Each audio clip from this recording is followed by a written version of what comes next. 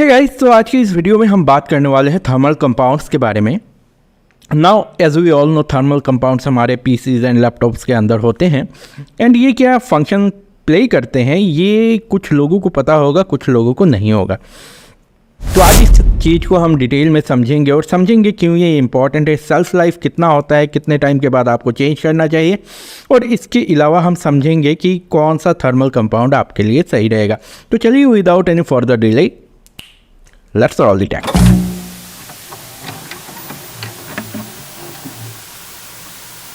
तो दोस्तों, thermal compounds की बात करते हैं ना, तो ये एक बहुत इंपॉर्टेंट कंपोनेंट हो जाते हैं आपके सीपीयू या जीपीयू को कूल रखने के लिए। क्यों मैं ये कह रहा हूँ, क्योंकि यहाँ पे अगर आप अपने पीसी को यूज़ करते हो तो अगर आप देखते हो तो ओवर टाइम कुछ टाइम होने के बाद 3-4 साल बाद आपका जो सीपीयू टेम्परेचर या जीपीयू टेम्परेचर राइज करने लगता है एंड आपका जो पीसी है वो परफॉर्मेंस नहीं दे पाता जो पहले दे पाता था। नाउ यहाँ पे मेजर फैक्टर होता है थर्मल कंपाउंड का, क्योंकि ये जो है ये कभी ड्राई आउट हो जाता है, कभी इसका जो शेल्फ लाइफ है वो ख़त्म हो जाता है, तो वो सही से परफॉर्मेंस नहीं दे पाता।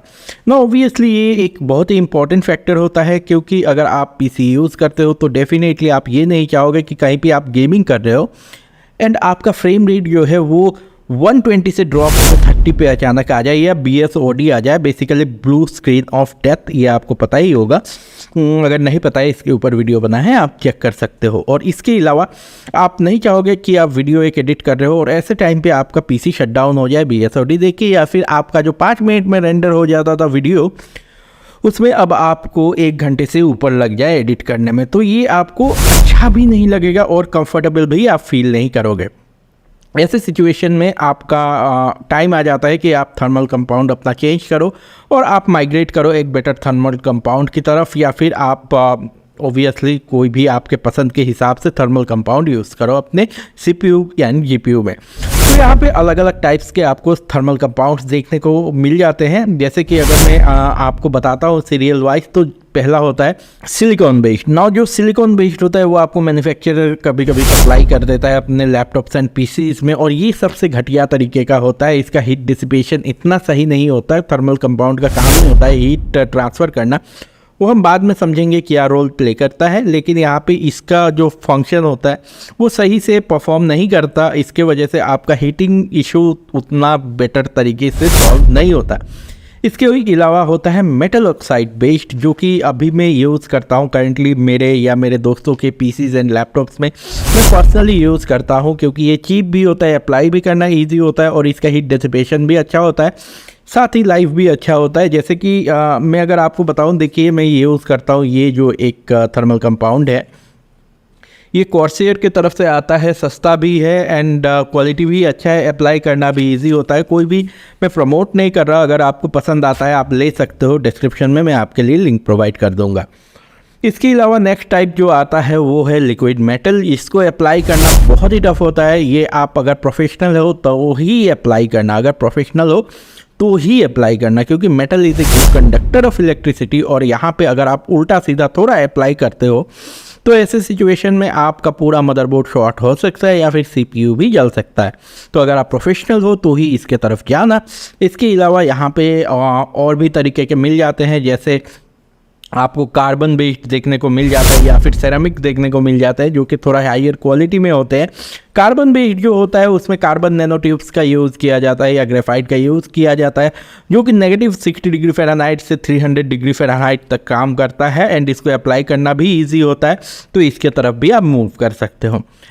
ना बात कर लेते हैं यहाँ पे जो थर्मल कंपाउंड होते हैं वो काम कैसे करते हैं, या फिर थर्मल पेस्ट जो भी नाम से आप जानते हो। तो बेसिकली ये क्या करते हैं, ये आपके जो हीट सिंक होता है, या अगर आप लिक्विड कूलिंग यूज़ करते हो, या अगर आपके फ़ोन में वेपर चैम्बर है, या आप वेपर चैम्बर का कूलिंग सिस्टम यूज़ करते हो अपने पीसी एंड लैपटॉप में, तो ऐसे सिचुएशन में क्या होता है, बेसिकली जो सीपीयू का मेटल प्लेट होता है और जो आपका हीट सिंक उसके बीच में एटॉमिक लेवल में गैप्स रह जाते हैं।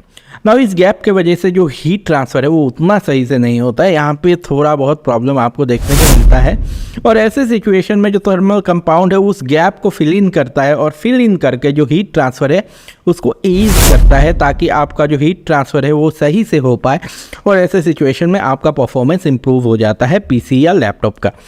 तो बेसिकली जो थर्मल कंपाउंड है वो एक बहुत इंपॉर्टेंट कंपोनेंट बन जाता है या पार्ट बन जाता है, या आप कह सकते हो एक बहुत इंपॉर्टेंट फैक्टर बन जाता है आपके पीसी, लैपटॉप या किसी भी चीज़ का, आपके स्मार्टफोन का, जो हीट डिसिपेशन में हेल्प करता है, जिसके वजह से आपको परफॉर्मेंस बढ़िया मिल पाए। तो इसके वजह से इसको टाइम टू टाइम चेंज करना बहुत ज़रूरी होता है ना। यहाँ पे मैं कंसिडरिंग ऑल दी फैक्टर्स कुछ चीज़ें प्रेफर करता हूँ जो कि मैं अभी आपको शेयर करने वाला हूँ इस कंक्लूजन वाले पार्ट में, जहाँ पे सेल्फ लाइफ भी हम बात करेंगे।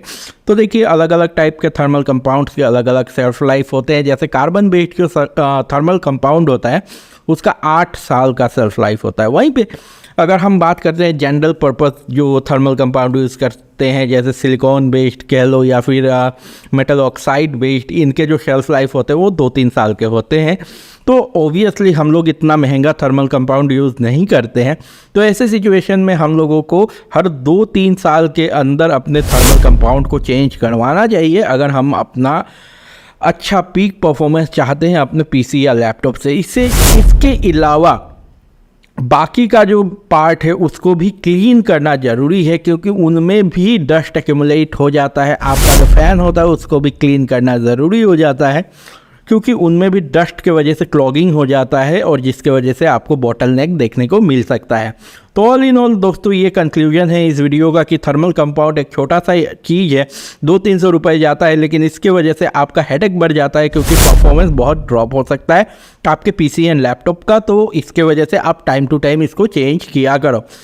तो आपके ओपिनियंस बहुत मैटर करते हैं, आपके क्या ओपिनियंस है। अगर आपको पता है कोई भी सस्ता अच्छा थर्मल कंपाउंड तो कमेंट्स में शेयर करना, ताकि जो व्यूअर्स है उनको हेल्प हो। इसके अलावा डिस्क्रिप्शन बॉक्स में मैं आपको इस थर्मल कंपाउंड का जो मैं पर्सनली प्रेफर करता हूँ लिंक प्रोवाइड कर दूंगा।